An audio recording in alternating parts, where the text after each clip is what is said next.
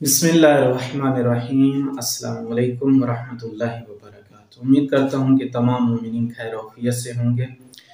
एक सवाल है जो बार बार मोमिनीन कर रहे थे कि क्या हम अहले सुन्नत के साथ नमाज पढ़ सकते हैं या नहीं पढ़ सकते हैं, अगर पढ़ सकते हैं तो उसका तरीक़ाकार क्या है। क्योंकि बहुत सारी जगह है अज़ीज़ान मोहतरम कि जहाँ पर अहले सुन्नत के साथ हमें नमाज़ पढ़नी पड़ती है। जैसे यूनिवर्सिटी में हमारे जवान होते हैं, कॉलेजों में होते हैं, तो वहाँ पर, या जैसे उम्रे के लिए जाते हैं या हज के लिए मोमिनीन जाते हैं, तो वहाँ पर अहले सुन्नत के पेश इमाम होते हैं। वहाँ पर हमें क्या करना चाहिए, वहाँ पर हम क्या उनके साथ नमाज पढ़ें या अपनी अलग पढ़ें। तो अज़ीज़ान मोहतरम, यह है कि आप उनके साथ शरीक होकर नमाज पढ़ सकते हैं, लेकिन उसका तरीक़ाकार अलग है। वो तरीक़ाकार क्या है? वो तरीक़ाकार यह है कि आपने नियत अपनी करनी है, फुरादा नियत करनी है।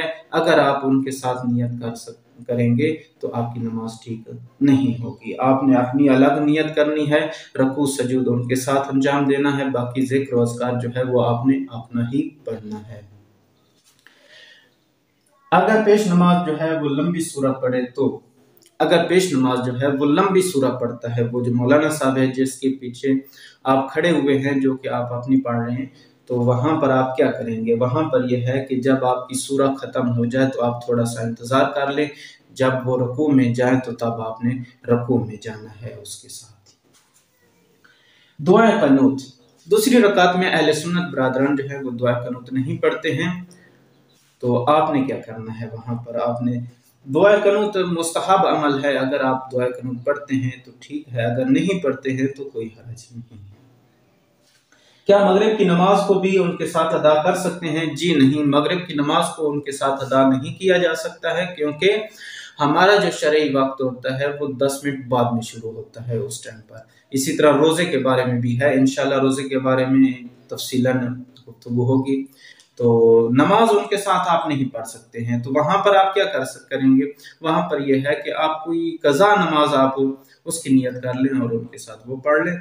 जब वो नाफिला की नमाज पढ़ने लगे तो तब तक नमाज का टाइम इंशाल्लाह हो जाएगा, तो आप मगरिब की नमाज पढ़ सकते हैं अलग अपनी नमाज। अगर आपकी नमाज बिलजार हो तो आप बुलंद आवाज से पढ़ेंगे या ऐसा पढ़ेंगे। तो यहाँ पर यह जैसे नमाज सुबह हो गई, नमाज मगरिब और नमाज इशा, वहाँ हम क्या करते हैं, आम रूटीन में बुलंद आवाज से पढ़ना वाजिब होता है, तो हम बुलंद आवाज से पढ़ते हैं। लेकिन जब हम अहले सुन्नत के साथ पढ़ रहे हैं तो वहाँ पर क्या करना चाहिए, वहाँ पर हुक्म यह है कि आप ऐसा नमाज पढ़ेंगे। उम्मीद करते हैं कि आपको ये मैसेज समझ आ गया होगा। अगर किसी के जहन में कोई सवाल हो तो वो मुझे कमेंट में या व्हाट्सएप पर मैसेज कर सकते हैं। उम्मीद करते हैं कि खालिक कायनात आप सबको खैर और आफियत से रखे।